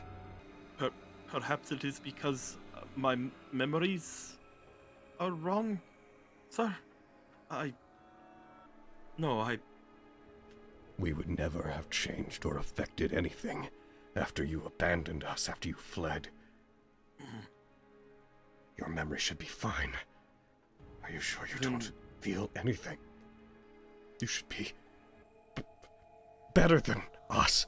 You should be the successful results of trying to bridge the gap, of trying to achieve demonic power as a human. How could you not feel it? Marile just kind of steps in front of Nicolo and like puts an arm in front of defensively. I can assure you, Doctor, that he is as normal comes. Right. Fine. And perhaps the demonic power you've been harboring, perhaps its potential has simply not been drawn out yet. But you are alive. And that is more than can be said of any of the others that came before you, of those that you fought beside, that we deployed with you, of the old guard, those suffused with the divine blood of demons. You're the only survivor. You have to show results. But perhaps it is because I have not shown results that I yet live, sir? Tell me, why did you come back? To seek safe haven for my friends and to get through this storm out here, sir. He's like, again, just like Nicolo's like visually just like right now. So you wish to find safe haven with us again? Yes, sir. Then surely you will indulge my whims while you are under our care. He, almost as if bowing, steps back to the side and puts his hand out to the very large machine at the end of the room. I wish to take your vitals. If there is a difference in you that sets you apart from a regular human, I must know. Get in. Perhaps you should meet back up with Emmanuel, Marile? No, there is no reason why I cannot stay and observe, and while he's doing that, you can ask me any questions. If there's anybody who knows Nicolo more than anybody, it would be me, after all. Oh, I plan to ask you a great many things. A great many. But seeing the results of my former experiments is far, far more imperative than beginning new ones. I don't plan to do anything untoward to either of you, if that is what you're worried about. I know I can come across as intense, but I have nothing but the best intentions. Oh no, trust me. Intensity is attractive. Gives like a partial like eyebrow furl and head shake at you with it. Like he doesn't say anything, but he gives a very what look. Nicolo's just like looking, and there's like that meme of like the guy of like the guy like throwing curveballs. Like what? He's just throwing curveballs. Anything to get him off Nicolo for just like a second, so he's not so freaked out.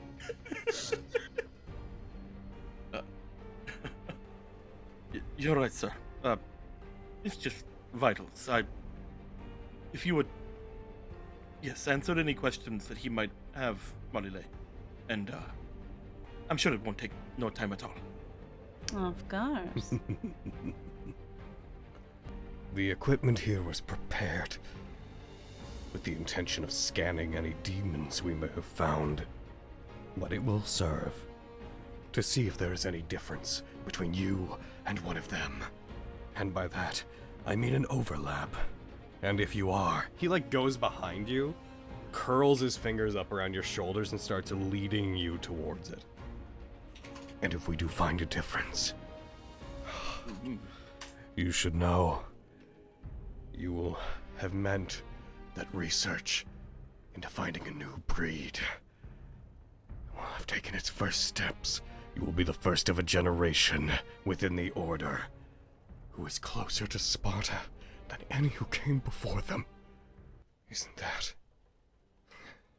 wonderful? Yeah. He leads you over to it, assuming nobody does anything to stop him.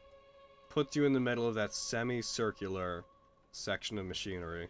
As you get close to it, you see there's various bits that appear to be glowing with this arcane, almost demonic energy. As he puts you in it, he grabs onto two handles that are on the side of it and pulls the rest of the semicircle closed.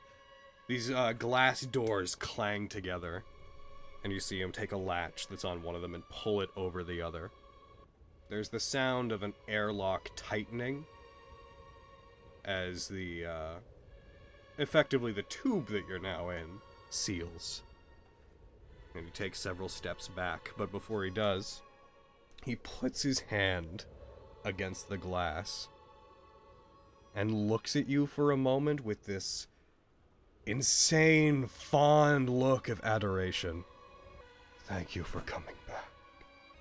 Pulls his hand No problem.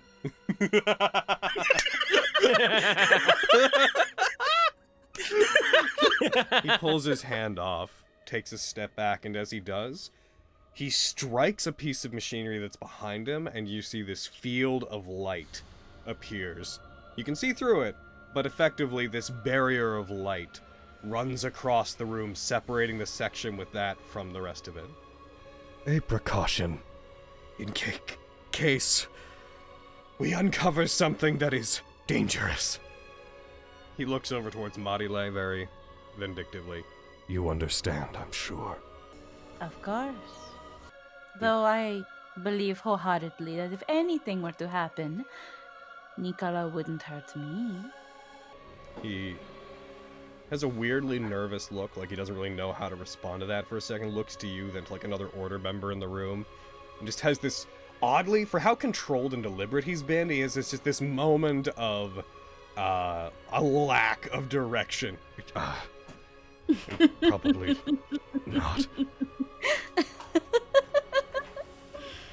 You can tell now when you look at me, Bella, what I am. I could tell from the moment you came in. Wonderful. Then you should know then. He would never betray me.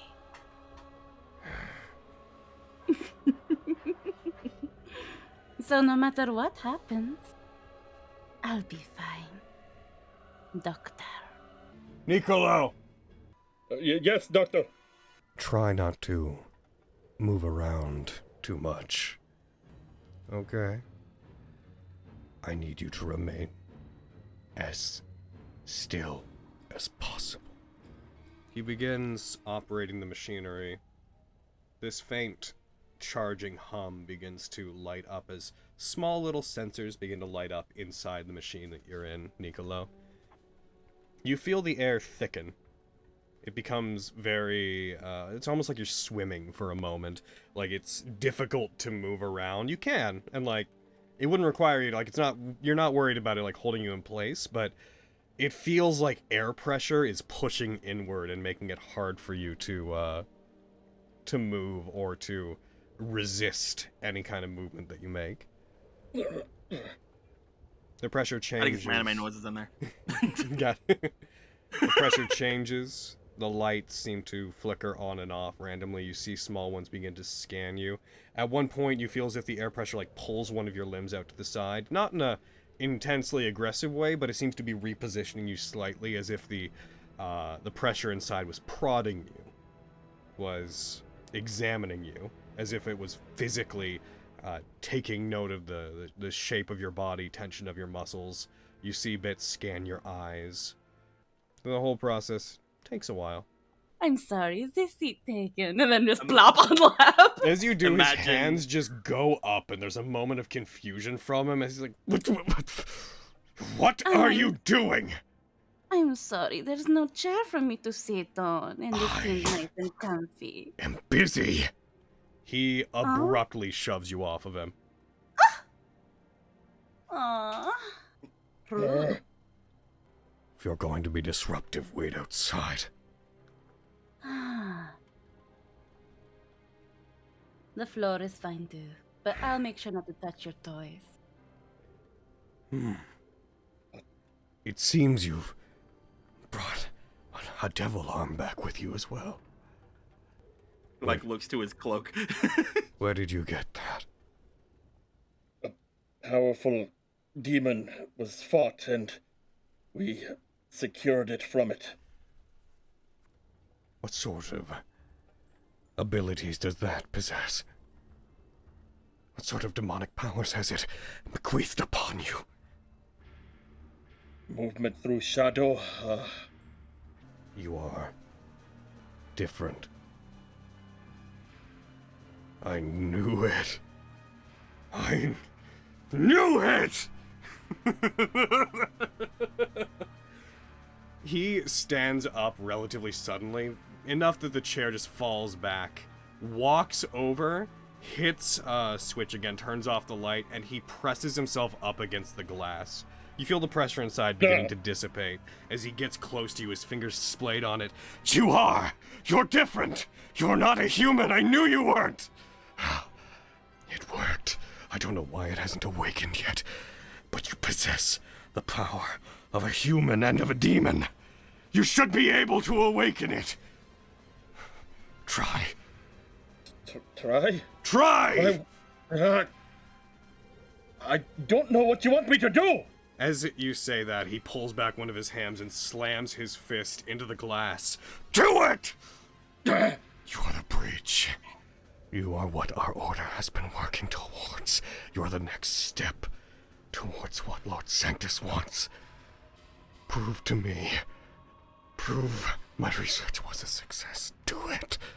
Believe me, if I was special, I wouldn't be working delivery. You are special. You are the most special person in this room.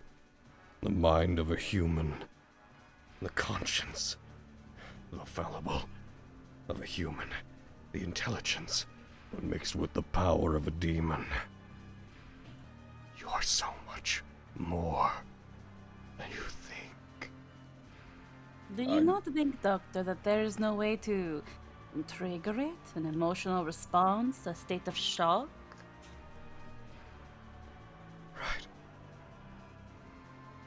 Right. He slowly pulls back. Nicolo, from inside the glass, before he turns, you see his eyes, they go sort of down as he goes into thought. Then they just slowly and inquisitively go back up. He quickly, like, looks off to the side as if looking in Marile's direction, then back at you, and then, not in a, I mean, everything he does is sinister, but not in a deliberately sinister way. Not in a more sinister way. Not in a deliberately, in a not so deliberately sinister way. His face curls back into a somewhat optimistic smile. He turns back over towards Marile. Maybe that's the way to go. We'll have to put you up against something that causes an emotional response, a survival mechanism. He starts writing on the clipboard he has. As he walks away, he makes a motion to one of the Order of the Sword members, who begins operating machinery. The latch on the glass doors in front of you unlatch, and they pull back away, letting you out, Nicolo. Immediately just gets out of there, like, duh. She's gonna make her way towards him. As you rush to Nicolo, Agnes walks forward and kind of just walks by you without thought as you pass by him and rush towards Nicolo. And you reach him. Nothing stops you. See, that wasn't so bad now, was it? You're right, you hit the ground pretty hard. Thankfully, I've got enough cushion to keep me supported. Of course you do. I do not know what you see in that doctor, but I am not against checking more things out. I'm here for the long run after all, right? Right. I will try to think of a appropriate trigger to try to awaken the demonic power that is inside you. But in the meantime, you have proven to me, he like points the pencil that he's writing with at you, proven to me that a human body in the right conditions can hold the power that we're looking for. That's enough for now. Just take your time, Doctor. We want to do this right? Right. We wouldn't want to take any unnecessary risks, would we? Yeah. You have given me He's a like, lot I have never been more uncomfortable with a man in my entire life. He's just like, You have given me much to think about. He again, with an almost theatrical bowing motions towards the door. You may return to the others. Thank you, sir. Until we see each other again. You will, like, upon, like, you know, being with Marile, just, like, put hands on shoulders, starts leading her toward the door. Goodbye, Doctor. See you soon. As you go to the door and try to unlatch it, you find it doesn't open. You can't see any sign of a lock, but it remains in place. And you just see him, as you struggle with it for a moment, you just see him look to him like, oh, my apologies. And he reaches and clicks something on his wrist, and you see the door just open slightly. It makes sense. Yes, thank you.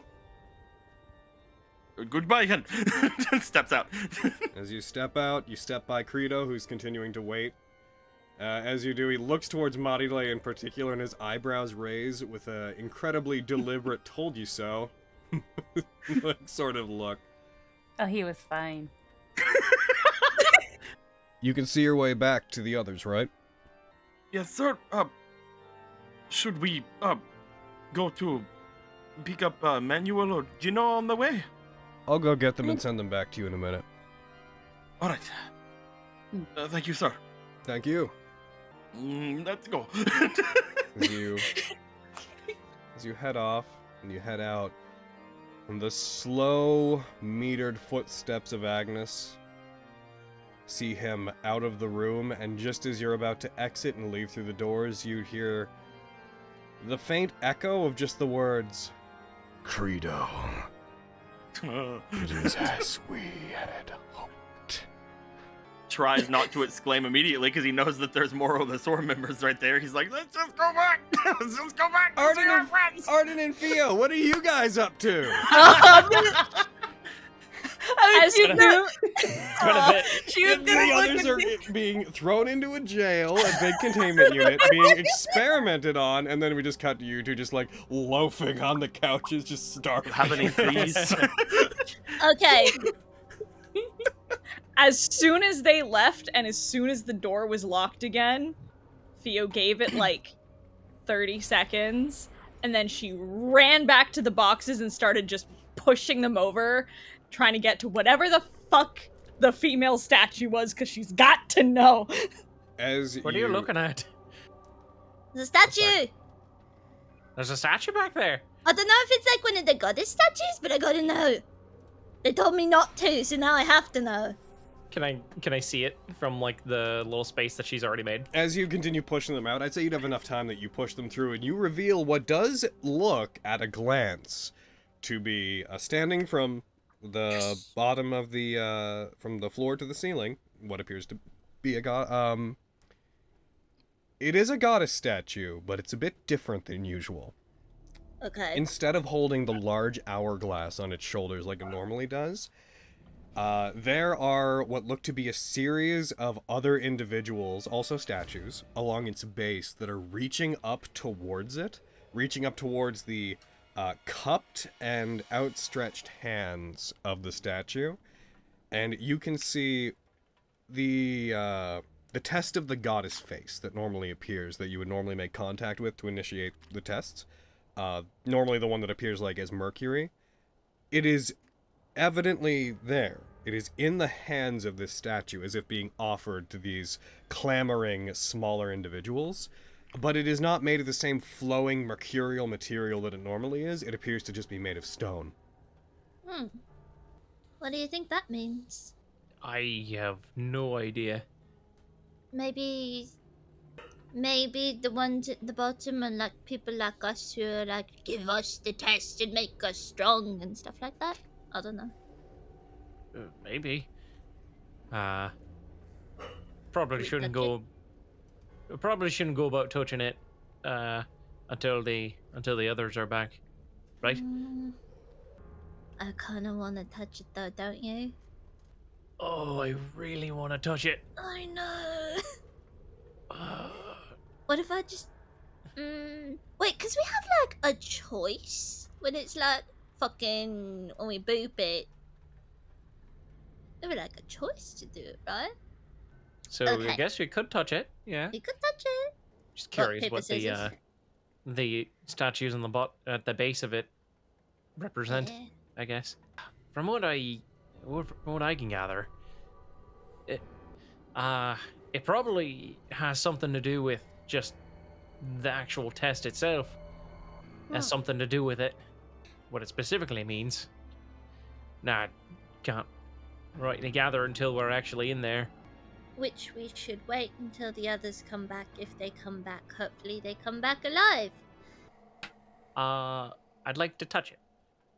As you walk over to it, what are you touching, specifically?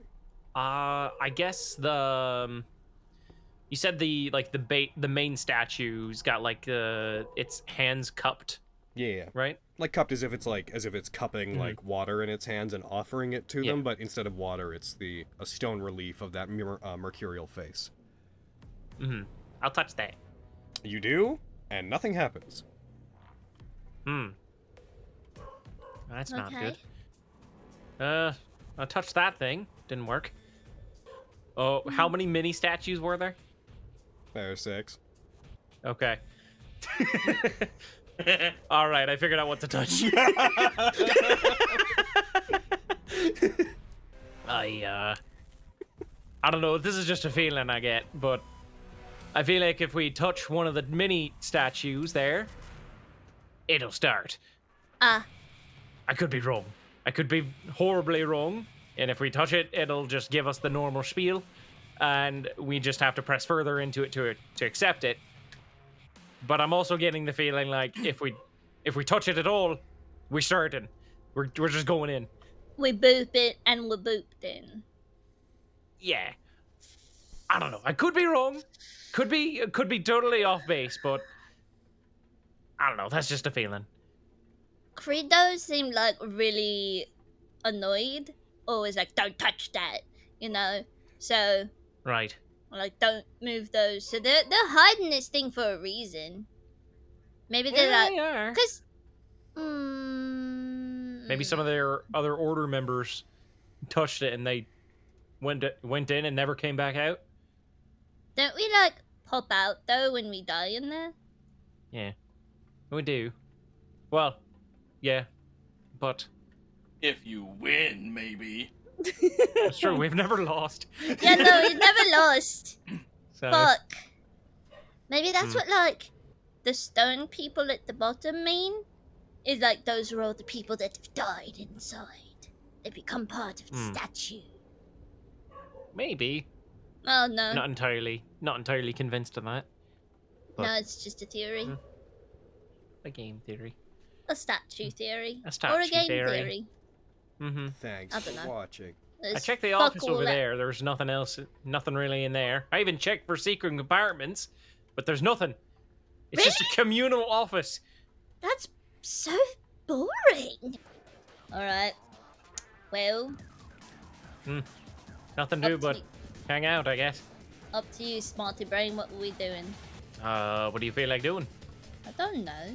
Just gonna lay down on the floor, like on the carpet, and just stare at the ceiling. Just gonna pick her up. There's a more What? comfortable place to be laying down. Just pick her up Fine. and drop her on the couch. You alright? Yeah, why? I don't know. I was just getting I don't know. You felt you seemed a little nervous or something earlier. Yeah. She'll just like I- stretch her arms out like up. It's like, look where we are. These people, we don't know what they did to Nicolo. They separated all of us. And like, I don't know. If they're doing like demony experiments, I don't want anything to happen to you. I'm like, big target because me. And like, Marile and Gina, we all, I don't know. Don't want anything to happen to anyone. I'm not gonna let anything happen to him. I'm not gonna let anyone fall under the same thing I did. But like, can we really stop them? Are you big, strong enough to do that? Maybe. We'll see. I hope so. If they do catch me, I'm not gonna give him a chance to. I'm gonna give him hell. That's what I'll give him. You turn all demony, Yeah, if I have to. fuck them up. Mm-hmm. I'll It's pretty cool. rip them to shreds. I'll do. Good. All right. So, what do you think about this whole sword inside my chest thing? That's a whole lot. That sounds inappropriate. Hello, we're back. Oh my god, you're alive! It sounds Must like be it sounds like just what Marile hands, though. does. What? Huh? I didn't catch what you What? said there, bud. Oh, I said that sounds like what Marile does. What? Wait, what do you mean? You know, swords and chests. I was asking about a literal sword piece that's supposed to be inside me, and I was asking my best friend how he feels about the fact that I might be a sword, but what's up? Apparently, I'm a demon. What about you two? Anything? Half. The doctor What? said half. Wait, what? What? You two learn anything? No. Yes, we launched it, but what? I don't know. Apparently, Nicolo is the sole survivor of an experiment of infusing demon blood with humans. Except the problem is that it hasn't been activated, and I think he's got an idea or two after what I said. I might be in danger. Well, also, they're apparently rushing us now. Oh, Hmm? yeah. So we should probably touch those things that you didn't want to touch before. Yep. What? You want- There's Uh, a statue of a goddess over there, but it's like not normal. But it has like a bunch of like little statues on the bottom, like all looking up at the lady statue going, kind of like reaching up towards it, and the normal like liquidy shit that we put our fingers in, it's stone.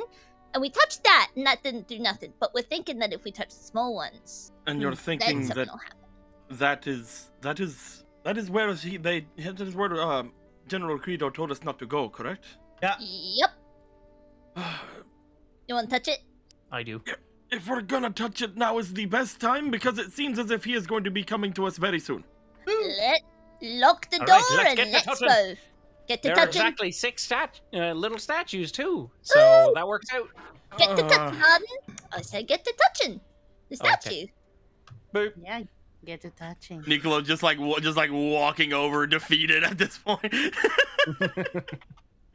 Let's touch the statue. It's okay. I was also experimented on and put demon blood in me. Oh yeah. Sorry. That's fine. No, it's not. Don't tell It's them not that. fine, So, like, Ah. if they did that to me, I Yeah. could be more like Dante, though, right? No, it'd be the opposite actually. I hear. Manuel. Anyway. All right. Touch. It would Touch. totally be the opposite actually, Emmanuel. What are you hate touching? The head mini of one of statue. the statues. You two both touch the heads of a couple of the smaller statues, and nothing happens. What? Everybody touch the statue. Touch. I'll touch one. Okay, touch. Fine, touch. All right, everyone, Yeah, combine your powers. No touch. If nothing happens, then we get to just stand here awkwardly for a couple of seconds. Let me Yeah. stand here and hold hands or something. I don't know. Alright. That'd be nice. As you touch each of them, Where's the little orb thing that's usually there? He just says out loud. so each of you is touching a different statue. Yeah. Yeah. As you do, each of the statues begins to softly glow with a different color. Green for Arden, blue for Of Theo, course. pink for Marile, red for Niccolo, yellow for Gino, and Bastet Aura colored for Emmanuel. Oh. Space colors. Space color. Nice. As you do, Nice. as you do the hand, the face that normally you would touch, the one that is stone within the hand of the statue, becomes the usual mercurial liquid. Nice. Touch. You're touching it, Arden? Yeah. You reach out towards it, and you touch it. You hear the faint words. Beware solidarity. Consolidate at your own risk. I accept. Battle Royale! Battle Royale! Don't be alone. The rest Don't of get you, together. the statues you're touching also take on a mercurial. Touch. Oh. Boop. Arden, nothing seems to change for you. Okay. Statue remains the same. Nothing happened. You take your hand off of it. The face ceases to be mercurial, and it disappears. Did it not work? There is no response from anybody around you, as for a second, you turn, and the others are all gone. Oh. Oh, crap. You see the lights all dim and go out one by one. Arden, Crap. leaving a I'm dimmish blind. light. You then hear a growling sound coming from the lounge area. As you do, the lights begin to flicker back on. As you look down it, you see the shadowy form of something large. Large enough to take up most of the hallway leading up to you. Slowly stalking down the hallway. In Loading response, can I use the... just light my glaive on fire? Just You to give do? myself some light? up. Go ahead, do it. Yeah. You look towards it, you ignite it, you see the shadowy figure of something that you can't quite make out. As you look towards it, as it walks towards you, a bestial form, sauntering in your direction. Gino. Oh. Ow! Yeah. What up? Gino, you find yourself appearing near one of the entrances to the area.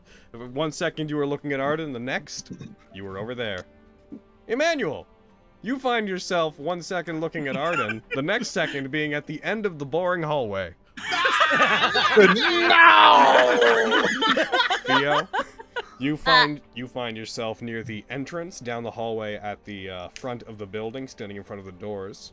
Niccolo, you find yourself once again standing inside the apparatus you were scanned in. Nothing is locked or anything, but you find yourself once again in that space. Did I ever even really leave?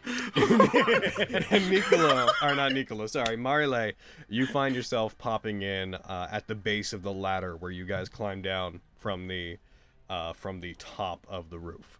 As this happens, each of you hear this guttural sound echoing through the corridors of this place. Any soldiers who would have been there before are gone.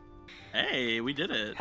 With each of you, you hear a resonating help echoing through the area. And with that moment of you accepting this being split up and all being in different areas within, I think we're gonna call game for today. Yeah, that's fair. I know what the fuck that is next time. I'm glad it's me who's with this thing, and not like Marile. Marile, you seduce. Seduce the beast. Jiggle your hips at it. Wiggle, wiggle, wiggle. Wiggle, wiggle, wiggle. My goddess test, don't wiggle, wiggle. Points at the beast. I want to see you jiggle. For sure. I want to see you jiggle, jiggle, and fold. I love that Emmanuel is back in the fucking room. Screaming to the heavens. It's so good. Doors locked from the outside. He's like, why? I love it's just like, it's like they put me in the area that's like, you know, the most like obvious for me. It's like, oh man, that's freaking traumatizing, whatever. You'd expect the room that like you're in to be Gino's, but it's like, no, you fucking hate it so much. It's so funny. Oh no.